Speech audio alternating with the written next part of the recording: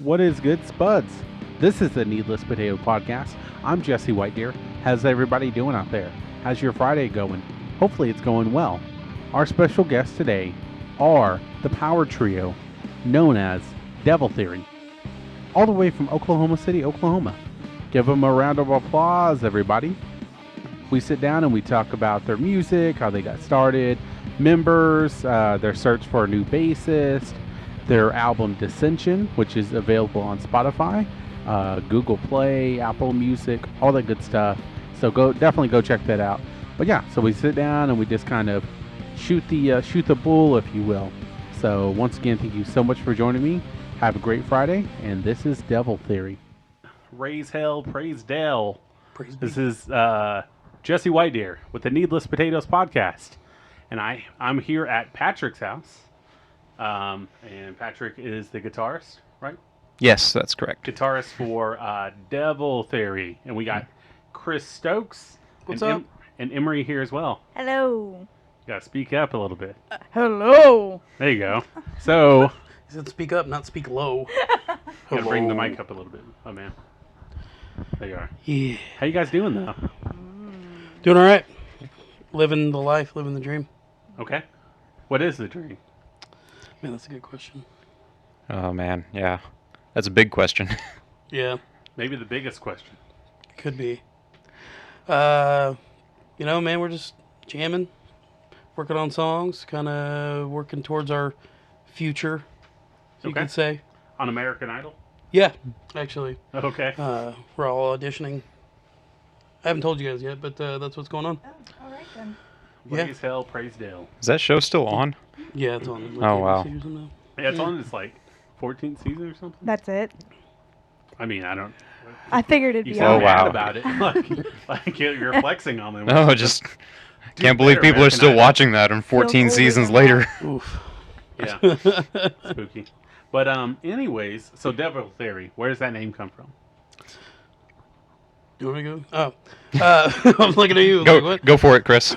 So basically, in short, it's a theory of history, and basically meaning how all the bad and evil in the world is kind of caused by like men rather than like natural conditions. It's the acts. Somebody obviously has done something that's caused. I believe the definition was something like the intentional actions of evil or misguided leaders. Yes. Hmm. It's also the name of a Jeff Loomis song. So you're Unrelated, almost, but you're yeah. almost like a personification of that Lizzo song where he says, where she says, "Why are men great till they got to be great?" I am very behind the times and have never listened to Lizzo. I mean, she's 100% that bitch. That is true. Well, we're Took a DNA test. 100% that band. So how about Okay. that? I'll have to check it out after this. Well, all right. But you guys have been around for a little bit, huh? We're coming up on our 4th year as a band. Yay! 4 years. January 24th. 24th. Okay. You guys gonna celebrate with some cakes or something? I mean, honestly, we really should do I something. hadn't thought of that, but yeah, we should do that. Go to Okay. dinner or something, On my something. I don't know. something. Go to a McDonald's. Yeah, probably. That's No what we Whack could afford. Arnold's. Oh, yeah, no, sorry. No, No, it's fine. yeah, Whack Arnold's. Okay. Yeah. That's Oh, okay. maybe like Cheesecake Factory. Ooh, okay. That's really cool. Their shrimp dip is pretty good. Yeah. It's the Cheesecake Factory. Well, I mean, Do they have shrimp cheesecake? Probably. I bet you maybe could not. ask for You it. gotta speak up a little bit, Emery. I know. I'm sorry. I know you're getting mad at me. Sorry. You're Actually, like I'll eating turn the you up mic. over here. But Turn it up. Turn my headphones up. So, you guys have recorded one album, right? Yep. 4-song EP. Okay. Can you talk a little bit about that? The name, songs, kind of how it came to be, writing process, all that good stuff. Wherever you want to start on any of those questions. How far back do we want to go, Chris? I mean, Jesus. I mean, that's true. I mean, it all started when I was a child. Let's see. I mean, I guess it was.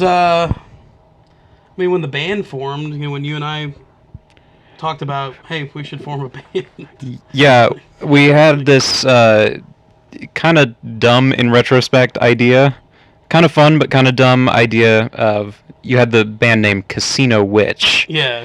which, and we came up with this weird idea for a concept band with sort of, I don't know, I guess it was sort of It's kind of like Vegas gambling style. doomy Vegas gambling themed With- songs, yeah. and It was just like a funny, like, I don't know. It was at a party we were drinking. Who knows how that string of thought came about. but yeah. from there, when we decided to actually get together and jam and play a little bit, Casino Witch became the working title for the first song that we started writing together, which later became Hallowed Witch.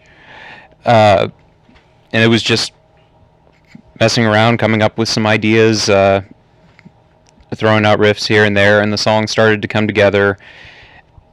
And that was the beginning of it. Yeah, that was we the first song that we wrote. Yeah, we basically kind of decided that we wanted to do a project that sounded a lot like the band SOG. SAHG. Look Where them are up. they From Norway, right? Yeah, they're Yeah. Norwegian. They were kind of a super group. They had some members from other influential bands there. Most notably, their original bassist was one of the bassists for one of the versions of Gorgoroth. I don't remember which one. Oh, okay, cool. And their lead guitar player at the time, who's unfortunately not in the band anymore, was the guitar player for the band Audrey Horn. Not to mention Olaf being from Trucks. It's just porn, Mom. It was this ridiculous punk band that the lead singer was in before that band. It's a running joke with us now. It's quite a contrast if you look up SOG and then compare it to Trucks, the singer's original band. It's a trip watching those two back to back.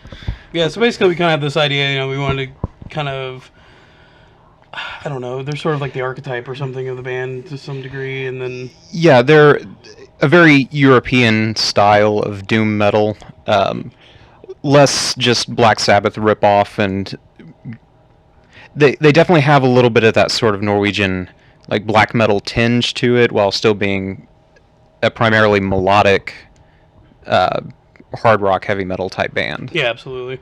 So anyway, to fast forward back to that, we got together, the three of us and our former bass player Jack, and just started writing songs organically and just, kind of whatever came.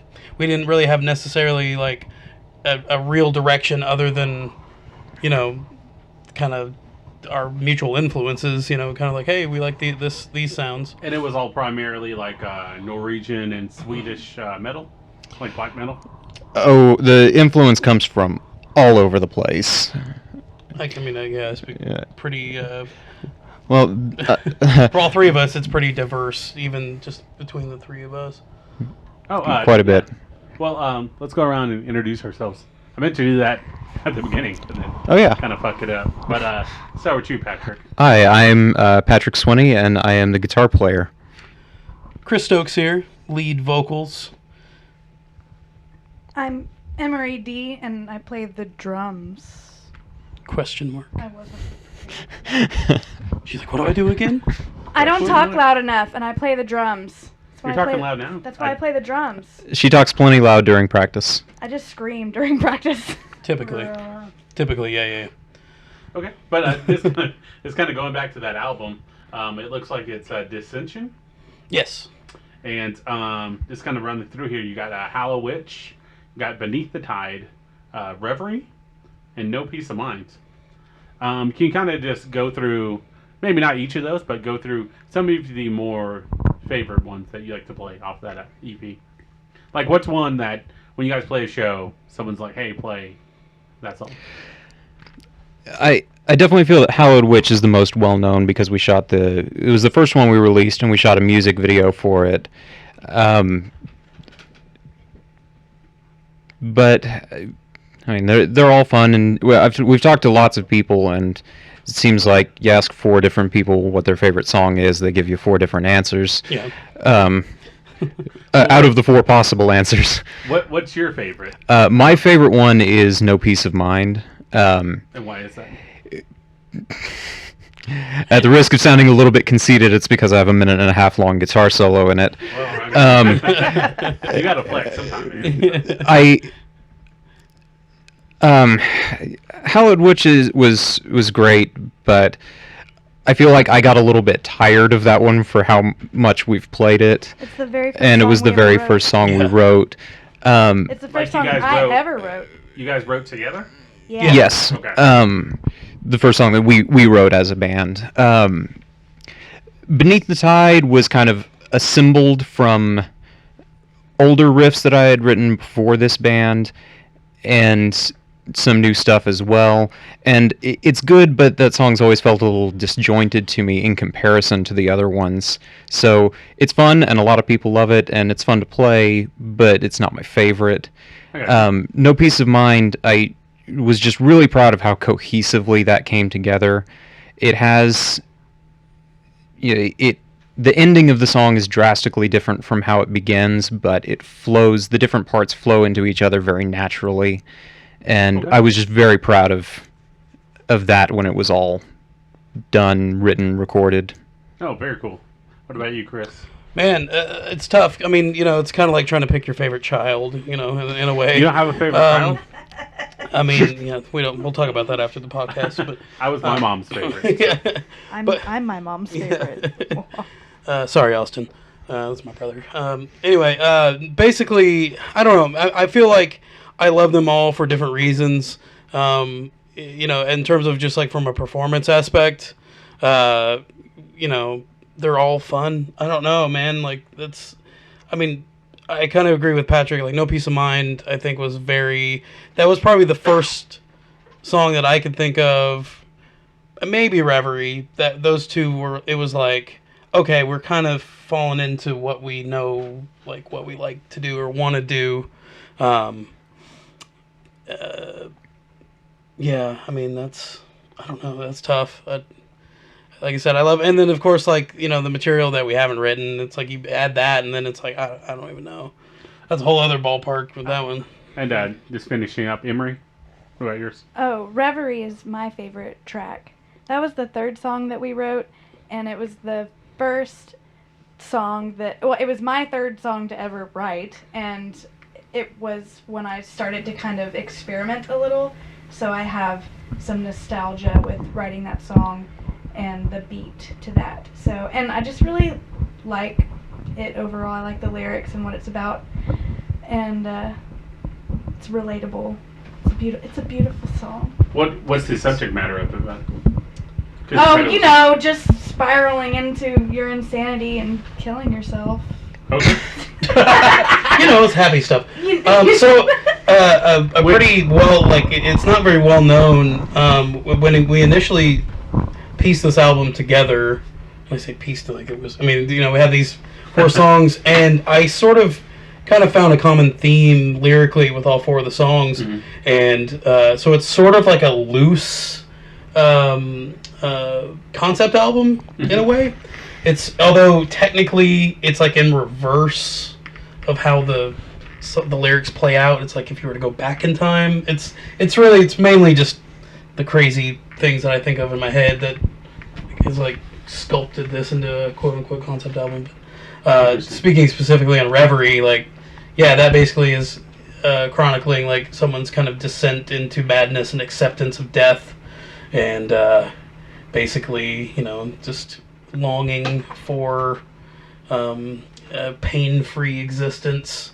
Your everyday stuff. Yeah. Everyday stuff. And it'll be on Radio Disney. Okay. And quick PSA: if anyone's out there and they are having a tough time, please reach out.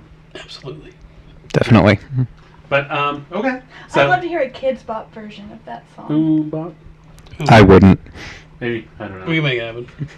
Well, if your music's featured on Kids Bop, it's a lot of money because it's technically it's a cover, but they're also royalties, things like that. So I could take the money, but I still wouldn't want to hear it. I mean, yeah.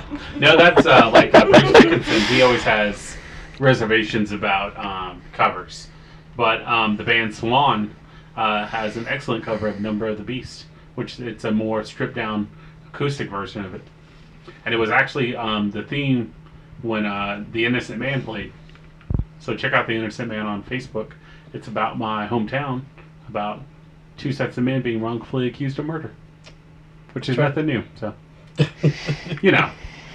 Yeah. But everyday stuff. yeah, everyday stuff. Common But- theme here. Unfortunately. So, you touched on it a little bit earlier. But what's like the writing process? Like, is it maybe Chris puts a riff down and then Patrick has something down, or is it Emery lays down drums? Like, what's the writing process for you guys like? More often than not, I start with a riff or an idea, and then we kind of hammer out a rough structure before Chris starts to put lyrics over it and figure out a cadence and a tune. And then we just revise and revise and revise until we're more or less happy with it. I'm very fond of the saying that a painting is never finished. The painter just stops painting. And it feels very much the same writing songs, because there's always something more you can do, but at some point you have to stop and call it done and record it and release it, or no one will ever hear it. Yeah, right. Yeah, I mean, we like I said, we write really organically and together. Typically, you know, I mean, a lot of times, I would say a lot of it is sort of kind of off the cuff. Like, we're just kind of jamming to warm up a little bit, and we're like, hey, that was really cool.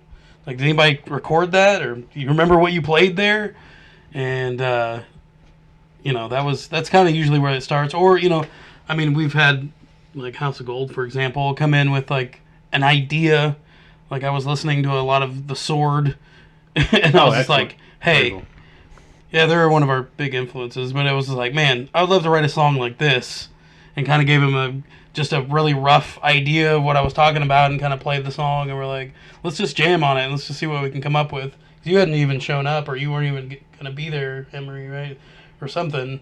So I just jumped on drums, and we just jammed together. And just Yeah, kinda we came up with a actually rough idea. recorded that jam, and when we were listening to it back recently, I was really surprised at how similar it sounded to the finished version, how much of it just came out right on the spot. Mm-hmm.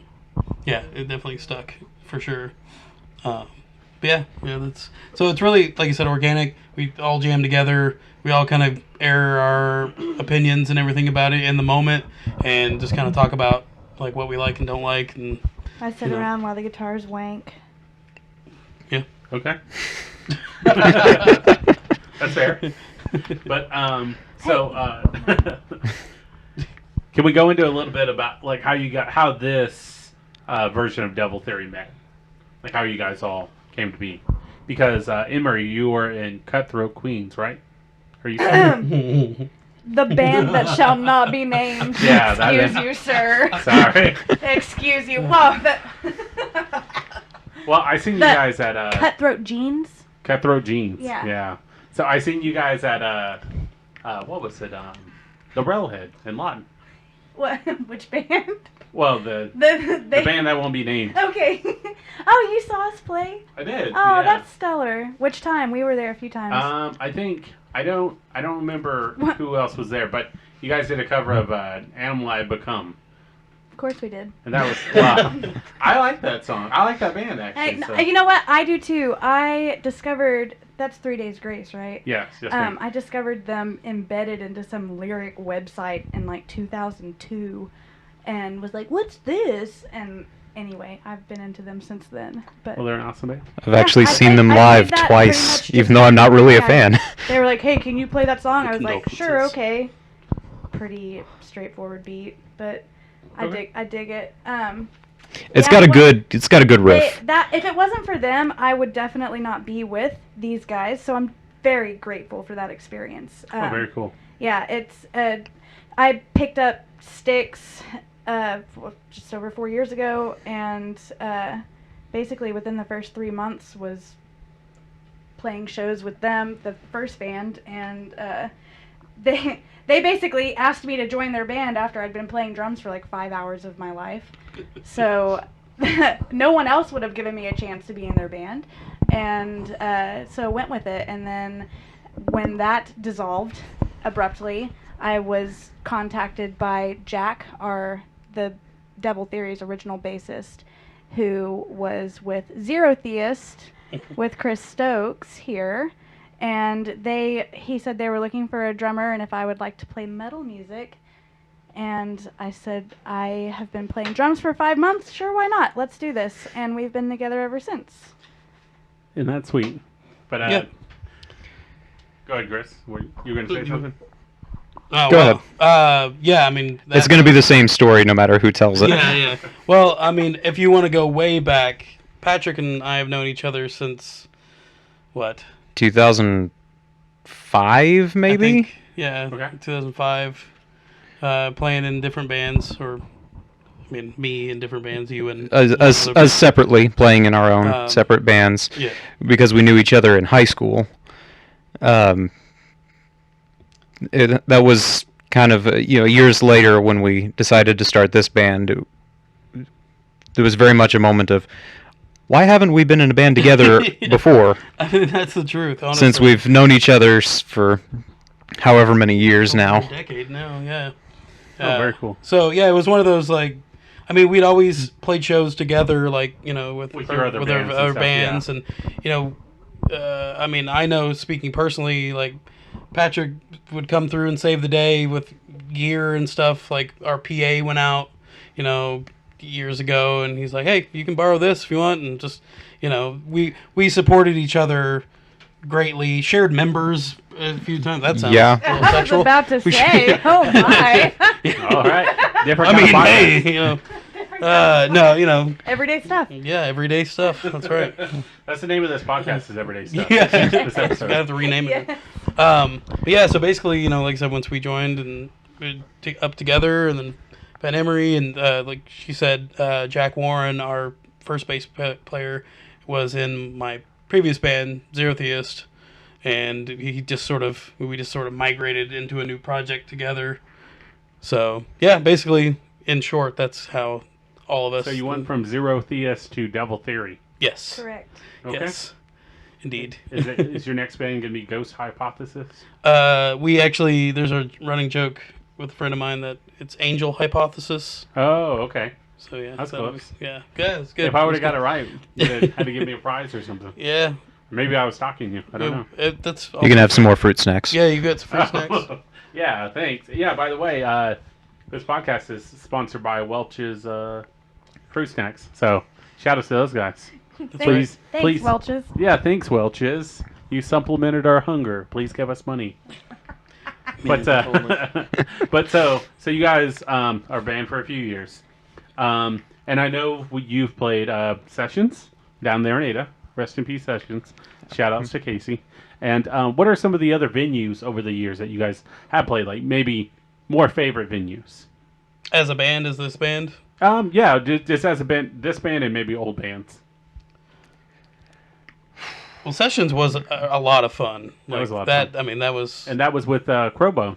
Yes. Shout out to those guys. Oh hell yeah, They're great. Guys. Those Like a guys lot. are amazing. Like the after show hangs were probably even more fun than even the show itself. Sorry to the nearest IHOP to Ada that they had to put up with us. I think that was in Shawnee.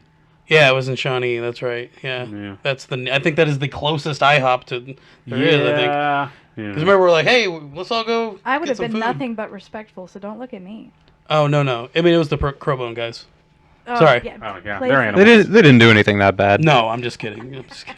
They just ate some scrambled eggs with, With hair in it. somebody's hair in them. Oh, no, I forgot about that. Anyway. Yeah. Oh, okay. Well, That was there cool. goes, there goes our IHOP sponsorship. Oh no, it wasn't. I don't think it was IHOP's hair. Oh, okay. Collectively.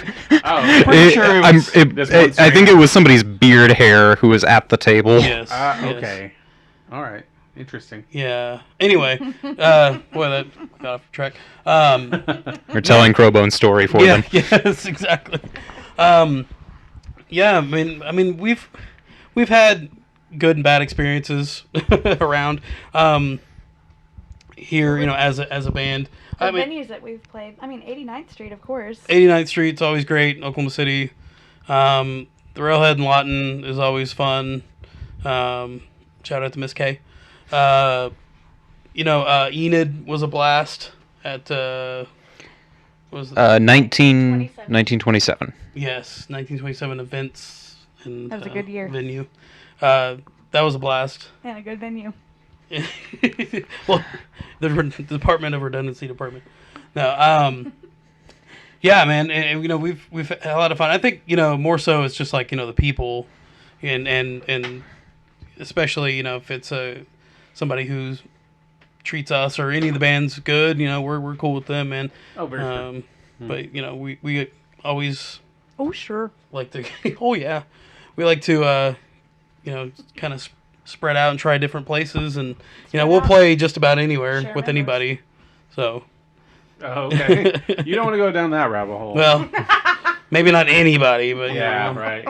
You kind of, like it's kind of weird. yeah. Okay. Collective answer. So what are some you don't even have to you don't even really have to say anything specific, but people sometimes like this part, sometimes they don't. But what are some maybe not so good memories of being on the road, Emery. like some horror stories? With this band? Yeah, with this band. Oh, well, I mean, the only horror story I can think of. That one night in Tulsa. Yeah. That one night. Oof. Tell me something bad about Tulsa. I got a few things to say. Yeehaw. You probably should not name No, yeah, the we venue, probably No. but we played Specific. at a place in Tulsa, and there was something to do with the drawer at the bar at the end of the night. Oh, that's twice, Oh, man. yeah, I forgot no, about that yeah. one. An astronomical And number we was had to put in wait the- until they sorted that out to You had to sort get that out to paid. pay? Okay. Yes. And how late were we there? 6 a.m.? No, it was 4 like, a.m.? close to 4 a.m. Okay, we got probably. home at 6 a.m. Wait, so the venue closed at what, 2? And it took them Maybe an additional even earlier 2 than that. hours? We sat around for several hours as they were trying to go through their. I was They're- taking a nap, I'm Yeah. pretty sure. Like, Bless How mu- these boys. They take such good care of me. How much money were you talking? well, apparently, what I was told Sorry. was that they somewhere in the line of drinks that were sold, and they charged someone roughly, I think, like $34,000 for a drink. So obviously they had to figure out where that mistake was and strike it off or whatever. I don't know. I've How never much worked money in the. did we- I don't know. It was like $100 or something like that. I don't even know if that was got some truly gas what we were money. gonna get, either more or less. But I think we were sitting around so long, they were just like, here. Because, I mean, we're not going to leave until we get paid. We were guaranteed to be paid, so I was... Chris is like a mobster. Don't mess with Chris Stokes I'll break your kneecaps. We did not break any kneecaps. because they didn't That mess night with Chris anyway. Because Stokes. they didn't mess with me, that's why. Just kidding. Well, One fist of iron, the other of steel. I'm happy to say that no one's ever broken my kneecaps over a guarantee, so. I'm a lover, not a fighter. Sorry. But just kind of transitioning from that, can you kind of talk about maybe give some advice for bands that are coming up as far as getting yourself booked and playing shows and stuff? Can you kind of maybe touch on that? Maybe a little bit of advice for just bands in general, like things that you've learned, good and bad. Don't play your hometown too often. That's really important. That's a lesson that both Chris and I learned the hard way in our previous bands. Especially if you're in one of those situations where you have to sell tickets to your own show, because if you're playing every weekend or even every month in the same town, you oversaturate your market and people don't want to keep buying tickets, which is understandable. Economy's rough. You've got to think about where you spend your money, and you don't really want to go see the same local bands, 2 or 4 times a month. So really, it may be tempting to want to get out there and play because you want to get out and perform and play shows, but 100 people one night can turn into 50 people the next night, can turn into 10 really, really quickly if you're oversaturating your market. In a span of 3 months in Final Riot, my first band, when I was in high school, we were doing very well with our first run of shows for the first probably month, maybe month and a half, and we were playing the same venue. There was a span in June that we played the same venue, I believe, 5 times in the same month. And in our defense, and in the promoter's defense, we joke about it now that neither one of us really knew what we were doing at the time. Mm-hmm. So it was sort of like a learning curve for everybody. But basically, from June until about September, like the last few shows that we did in September, it was like a ghost town because everybody's already seen us. We didn't really know any better. We'd played out of town a couple of shows, but then we were right back the next month. And you try to sell tickets to your friends and family, and that's when you're in high school and you have tons of people around you who are ready and willing to their obligations or spend their limited income on tickets, and even then they taper off after a while. Yeah, and you tend to start to alienate your friends if you keep hitting them up about trying to sell them tickets all the time. I learned that one the hard way. Sorry, friends. I did actually want to hang out sometimes too, and not just try to sell you stuff. But yeah, man. I mean, that's a great point. I would say you at the same time you have to just keep putting yourself out there. You have to be active, not only on social media and everything as well, especially nowadays. But get out and play shows and play around. Don't play your same hometown all the time. But I mean, to get your feet wet if it's your first time, sure. But try to get out and don't be afraid to talk to people. Don't be afraid to send messages or call or text or whatever the case. Networking absolutely is big, and be nice. Don't be a dick to anybody. Well, be professional. Get your gear on and off the stage in a timely fashion. Yes. That's and that's kind of in my experience with booking and stuff. I tell people whether they played for 10 years, 10 months, whatever, is that hey, load-ins this time. You play from this to this time, you get off at this time. And it's pretty much well understood amongst bands of when they're supposed to be there. And sometimes you'll run into that where people will have, I don't want to say an ego, but they'll say, well, we got this one song that we want to end with, or or they'll be setting up and then the drummer is or the guitar player is outside, smoking a cigarette. And they're like, well, he always has to have 3 beers before he plays, and he's on 1 beer, and it's so you run into a little bit of stuff like that, but less and less with metal bands. I found out, especially Oklahoma metal bands. Most bands around this area, they're really courteous and they're very professional. But I think another thing is treating your staff right. Being respectful to your bartender, to your door guy, and not kind of having an attitude about everything, because you're at the end of the day you're playing in a metal band in Oklahoma. We're not Metallica or anything. No one's gonna bow to our will. But yeah, I mean that's a good point. I mean, I think a lesson that I learned personally, like I said, was especially like you said in terms of venue staff. Don't be afraid to talk to those people while you're there as well. Talk to your sound guy and get to know them and chat it up with the bartenders and this and that. And because not only could you gain a new fan from those people, even before they even see you, hey, that guy was a genuine person and I enjoyed talking to them. It can help you in the long run if you can, and not to say you need to suck up to anybody, but just I feel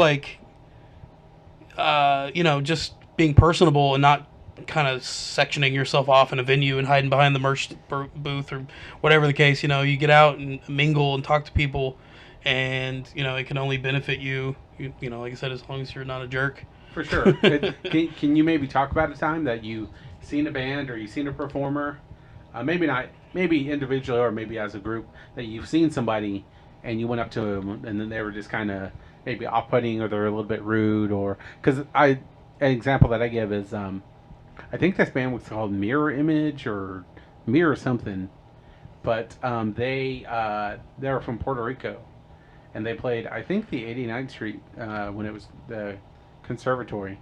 So they played whatever, and they got off stage, and I went up to him, and I went up to the guitar player, and I shook his hand, and said, "Hey man, it's a good set," and I was really generally interested in, their album, things like that, and he was just very like, "Oh okay, hey man, that's cool," and then like, he was nice for like that first initial moment, and then right after that, like, I was trying to talk to him about his band, and then he was like, "Yeah man," he's like, I don't really want to talk about it. He's like, we just not played." I was like, "Oh, okay." And then that right there kind of killed it for me because, yeah, your band's awesome, but you're kind of an asshole. So, but can you guys maybe talk about that, or? Well, I think for me, I mean, I know the way I operate, especially like if you're coming right off stage, Sure. especially if you're kind of being like accosted while you're trying to carry gear and stuff. And I'm not saying that's yeah. what you did, but Yeah, there are times that I've had people where I'm like, "Hey, just give me like 1 second. Let me just get this gear off stage. Let me like gather my head. Like I've been headbanging for 45 minutes or whatever. So let me just like breathe for a second." Well, But when it comes to like if you come up to somebody at a merch table or something, or somebody comes up to you, whatever, like. Those people are the ones that are paying your bills essentially, especially as a touring band. Like, you gotta be appreciative of those people. People can be annoying. I definitely understand that, but you gotta. I don't know, man. Like, I feel like some people aren't humble enough to understand, who they really owe, so to speak. Who they really are. I got you, Patrick. You got something you want to throw in? And no, I don't really have a whole lot of experiences like that to talk about. Of course, I'm kind of the guy that Chris was telling you earlier not to be. I'm a very introverted person, and I do tend to just kind of stick behind the merch booth after the show. And I'll of course, engage with people as they come up to the merch booth and talk to them, but I'm not much of a mingler. I got you. How much are we, Emery? I try to beeline to the van. Get me out of there. Yeah. I mean, I watch the shows and stuff, but like. Thankfully for us, Chris is enough of a people person for all of us. Hey, I am a people person. I am just a little too approachable. And if I have to break down my drums, that takes me forever. Yeah. So I've got things to do afterwards. I'm always kind of tired. And if I didn't get a nap that day, it's over. So, no, I mean, It's over for you. Emery needs her that's naps. it. I will, I'll sign some drumsticks or whatever, but, people, they want to give you unsolicited advice, and Yeah, that's always weird. yeah. Well, and I think like, and this isn't this isn't a slight against you, but I noticed that with like female musicians. Oh yeah, no, Or, that's definitely where it comes from a lot of the times. Yeah, or and like- and I'll point out to them when they say things like, "Oh, well, you should do this or that." I'll say, "Well, would you say the same thing to a male musician?" And Right. and crickets, like they wouldn't. Yeah. So I just leave it at that, and for the most part, I don't really get a lot of. I get mostly positive feedback, and especially from other drummers, which is really awesome, and I appreciate that so much, because as a female musician, I feel like I've only had support from the local scene, like all the guys I've come into contact with and who have helped me along the way. I don't feel like, I mean, and if anybody has given me flack, they've been so insignificant it hasn't affected me. So anyway, I've had a very uplifting and positive experience with the guys in the local scene, and I don't know, I guess overall I've not had that many bad things to say. That's good. Yeah. Well, see, and that's always a good thing if you haven't had those bad experiences. Hopefully, you guys don't, because it's not as a musician, but as like a booker or just being involved in the music scene. I've had something where I had a very prominent musician come out, and this woman, she was a pianist from like age 5 or whatever, and she was in her mid-30s at that point. And she was like a classically trained pianist. Like she played the organ, did all these amazing things. So her and her husband, she was playing keyboards, and her husband was stand-up bass, and they were moving out of Oklahoma, I think. So they were trying to play some shows to kind of earn some money. So they played a show at Vintage, and it was very very cool, like lounge jazz type of stuff. Like it was just so crisp and clean. Like her voice is very beautiful. You know, she was just an amazing pianist. He was great. Everything was great. And then like midway through their set, like she ends this song and she's like, you know, hey, thanks, we're gonna take a break, whatever.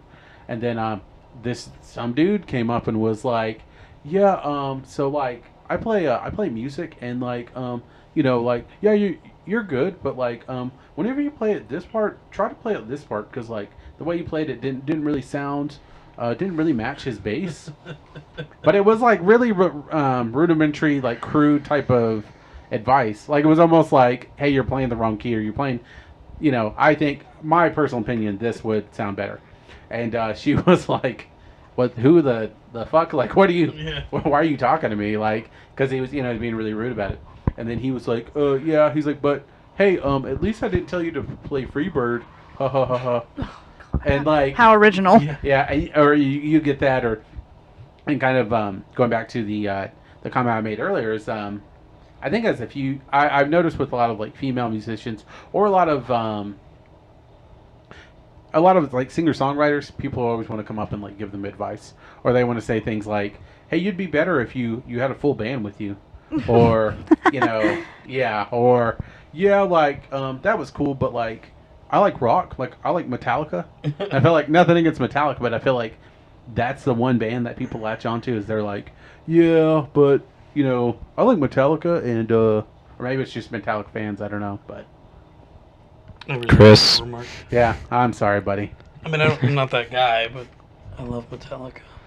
Well, My favorite band. their first 3 albums were killer. They were definitely those first 2 albums were the reason, were the basis for thrash metal. And, you know, a lot of people shit on them, but they made a subgenre. And I'm a huge Slayer fan, and I love Anthrax, and I love Megadeth, and all those bands, but I will say that Metallica, with those first 2 albums, created a whole subgenre, and they don't get a lot of credit for it, so. Just saying. They get a lot of credit for a lot of other things, though. Yeah, well, yeah. No Anyways, comment. kind of kill the awkward. You sure you don't have something to Don't say, get me Chris? started. No. Please don't get him Oh, started. God. No, Let's just it hear a won't go snippet. on. No, Seriously. no, do not get him started. Moving on. Metallica sucks, Chris. It's okay. I've heard it before. I let that slide right off my back. It's okay. I'm not like so, you know, No, butthurt about it or They're anything. good. I very much enjoy Master of Puppets and Ride the Lightning. Kill 'Em All is good, but I feel like they hadn't found themselves yet. Well, that new record, not new, but the newest one is Hardwired to Self-Destruct. Yep. That was a tight record, man. That was good. It was is. real good. So Tight. I very much enjoyed that. I enjoyed those first 2 albums. The weird thing about Metallica for me is I have a battle vest with Jeff Henneman on the back, and almost always if I'm at a show or if I'm out in public, somebody will come up to me and they'll either say, "Hey man, Slayer sucks. Like you should fucking Metallica rules, brother," or they're like, "Man, fucking Dimebag, man, fucking Pantera rules, brother. Fucking Slayer sucks, man." Yikes. I know that guy. Big yikes. The So- biggest. Yeah, so that happens, but you know, it's whatever. I'm like you, like, you know, people tell me they don't like Slayer, they don't like, you know, this band or whatever, and then I just whatever. Doesn't matter. Let people enjoy what they enjoy. That goes to everybody. Unless they're a furry. Yeah, that's right. Yeah, that we were supposed to shit on furries this podcast. There you go. Well, yeah, there's a little swipe up there. I have a coworker who is a furry, and Interesting. I give her a hard time about it all the time. I don't actually totally look down on people who are furries, but maybe a little bit. With Patrick Swinney. nice. You're very tiptoeing around that. You're doing it very well. Thank you. You're welcome. I Fantastic. practiced. You prepared for this question. You were like, he's going to ask me about furries, and I'm going to say this and this. Yeah.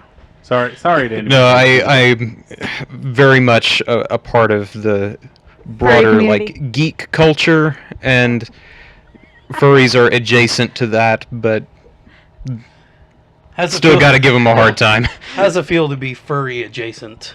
Furry adjacent. Not great, if I'm honest.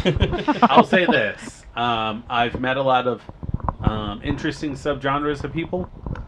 I think from just I'm not a fan of the music, but just a fan of the subgenre. I think juggalos are up there. Like they're an interesting type of people. Like they're I really regret not going to the gathering. you almost got to go to the Yeah, gathering. real talk. You know- I want to put this out there. If they would like to have Devil Theory play the Gathering of Juggalos, we could negotiate a price. $2. No. $2. A- I would a lot so more than do that. that. No, I have a $2 whole million. persona. It's Silent Sally, and like I wear like a mask, and You wear the juggalo thing? yeah, totally. Interesting. I've Okay. never done it, but it's a fantasy. Okay. You might be throwing the wrong message. Juggalo out. fantasy. No, it's not. That's not working title. I just honestly, I wanted to infiltrate and just observe and see. what- This just in, Emery is out of Devil Theory. Yeah, all right. Also, let me tie both of those in. Violent J from ICP, his daughter and he both go to furry conventions. He has a Juggalo, like a Violent J fucking furry costume. I That's his know basic- too much now. A juggalo fursuit. We could have been called Juggalo Fursuit. Juggalo fursuit. No. So we have this whole running joke about. I want to vomit. We have this whole running joke about band names that we could have called ourselves. Uh-huh. So anything ridiculous like that, we're like, man, we could have been called this. You know, Dog. whatever band name. I was in a band called Deadly Volume in high school, so It's kind of actually I kind of like that. It's kinda really cool. okay. Well, Sounds like I a don't good know. thrash band or something. No, Yeah. Or something we were a like See crossover. No, we were a See the Ripoff band. Oh, And It sounds kind of appropriate for that too. yeah, that's true. Yeah. I mean, and our promo was Deadly Volume, like one of those like radio Brick and Brad in the morning type of voices. You did it, didn't you? No. Oh, that's too The- bad. The, the Should've guitar been all player did. overmodulated. Well, all I would have done it. distorted. I would have done that. as Macho Man. Volume. Oh yeah, brother. Oh, that's. That cringed you. I'm sorry. Oh. You don't want like a little macho. Oh. Anyway, It's gone off the rails. yeah, this is diverging into something else. But can you guys talk a little bit about like local bands and stuff, like how, because we touched on it earlier, but as far as like the local scene, like what bands do you guys like playing with? We already said this, but Crowbone was awesome. That was.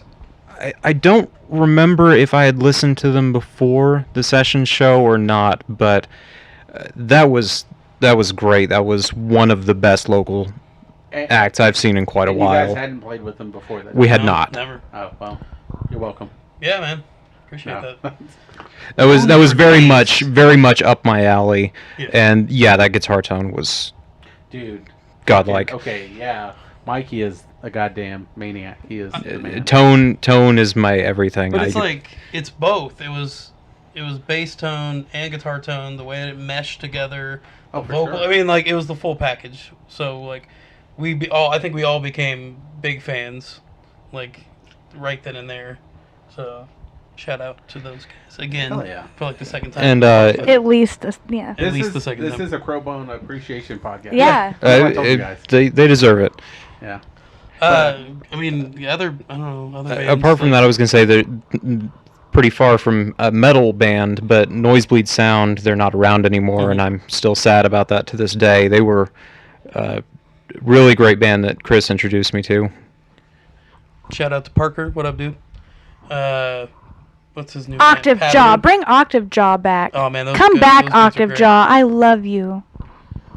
Yeah, I miss you. I mean, there's all sorts of killer bands playing currently. Right off the top of my head, just we're reminiscing. just talking about all these bands that aren't around anymore. Discordia, my boys in Discordia. Yeah. You know, technical progressive death metal, like just next level stuff. It's great. It's heavy and all over the place. Not often do you hear a lot of death metal flute in songs, but it's there. Malicide, my guys in Malicide always crush it every time I see them, and they're just a good group of dudes, and I love them. They're so much. amazing. I love Malicide. Man, I mean, there's so many that definitely, I don't even know how to word it right. Like, Is it like you don't want to leave anyone out? yeah, I mean, that's the thing. I was like, there's things, like you get in moods, like, man, this one band, like I'll find myself, I'll go on, quote unquote, kind of local band, quote unquote, kicks where I'll be like, oh shit, I'm going to listen to this band. Like, oh, it makes me think of these guys. Oh, I'm going to listen to their record and this and that. And, yeah, man, I mean, there's a lot of really solid bands in Oklahoma, period. Oh, my boys in Carcinogen Daily in Tulsa, they got a new record coming out, actually, February 20th. I gotta plug that for them. This will probably come out after that, but yeah. So pick it up then. Pick it up. Cool. You have no reason not to. Absolutely. If you like some killer sludge, Ben Hill was one of my best friends, so I gotta give him all the love and respect. And are they on Spotify, Apple Music, anything? They like will that? be, yeah. And their previous record is out, and it's all on the streaming. Also, site. extra shout out to Ben for helping us out recording our EP. That's right. Very He helped engineer drums during part of the session, and I suppose it would be interesting to mention that the whole EP was actually recorded right here in this very room where we're recording this. Very cool. And we had Ben come out mainly because we did not have much experience recording drums. Okay. So we had him help us out with that first portion of the record before we moved on to bass and guitars and vocals and keyboards and melodicas and various other things. Yeah, yes, indeed. That is right. Yeah, man. But a ton of great bands, across Oklahoma. Too many to probably even list. Okay. And what are some some musical acts that aren't maybe metal, like more of singer-songwriter acoustic stuff, or maybe indie bands, or Tyler Lee, anything that he's involved in, he's in several projects. He's incredible. He's a friend of mine, but also I catch him at Hollywood Corners. Is that what that place is called? Toby Keith's place down in Norman. He plays at all kinds of joints too. I don't really remember anymore, but he does actually he's got a band, Another Pink and the Floyd. I missed their debut show recently. They're really great, obviously, shout like out they to do. those guys. Yeah, they do Pink Floyd stuff, and they're incredible. So Tyler Lee is amazing. Love you, Tyler. Is he on Instagram, Facebook? He's on every social media. Okay. Thing. Ever. Even MySpace. Zanga. He's on. Zanga. Yeah. We'd have a Zanga if it were still around. Yeah, we tried to have a Zanga. You cannot log into Zanga High Five, anymore. right? You guys remember that? Wow. No. Okay, maybe. Too young, maybe. I don't know. How old are you? I'll be 30. Yeah, you're younger than us, kid. Oh, well. Be quiet. Kid. Podcast over. Listen here. Gonna fucking throw this in the You trash. millennial. Didn't know we were recording with a child. Hey, brother. Yeah, just a little infant over here. No, yeah, I'll be 30, which that's... When's your birthday? The 12th, January 12th. Ooh.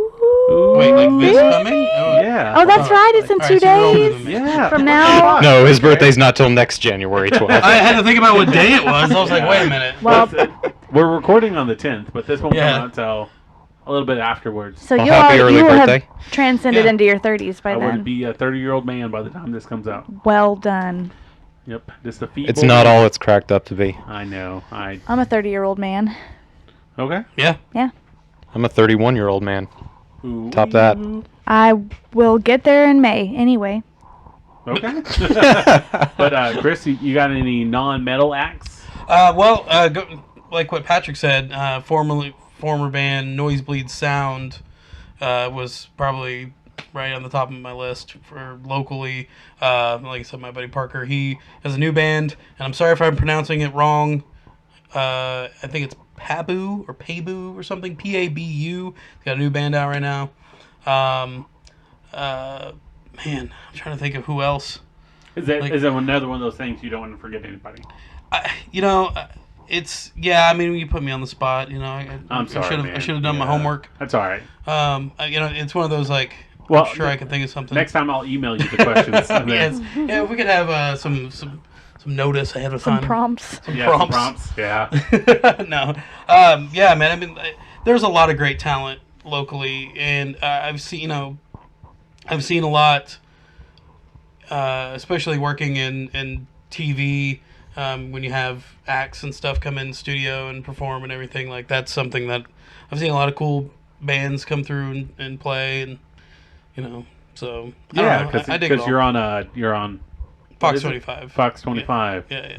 All right, and there was that video of I think it was oh man, I'm gonna no sell his name because I can't remember it, but the news anchor, and he was kind of talking, and then you jump up behind him and then you do the headbang and stuff. Yeah, that was a few years ago with Mitch English and Mitch Leslie English. Dresden. Okay. Yeah. Shout out to Mitch. Love you, Mitch. Yeah, love you, Mitch.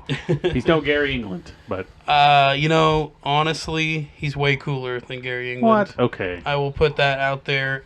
As a native Oklahoman, I'm gonna say that Mitch English is cooler. All than right, Gary England. Gary England is an angry boomer anyway. Fuck that guy. You heard it here first. I said it. You heard it here. I said it. You heard it here first. Fuck Gary England. I'm gonna not put for that you, on though. a shirt.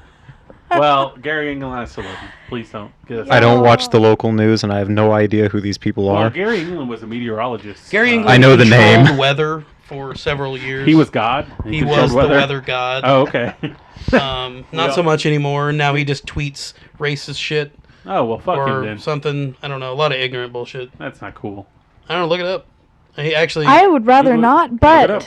but I'll take your word for it. Google that shit. GTS. Whoa. Ooh, okay. I don't know. Whoa. Well. Getting a little alright. hostile in here. Get a little spicy. All right. Takes from Chris Stokes. Yeah.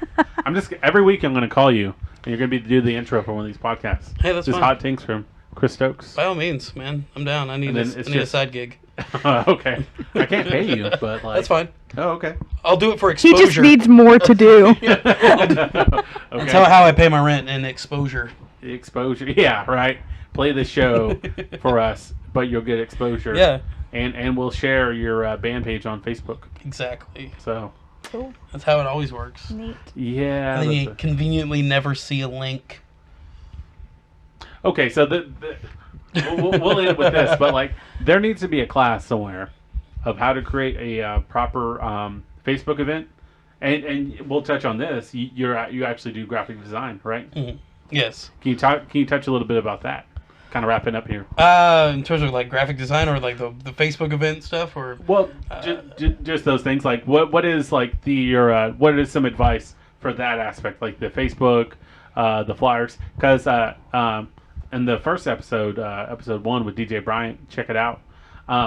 He and I we talk about really awful flyers, and yeah. And here's the thing though, is like it's not if you're just starting out, understandably, Sure.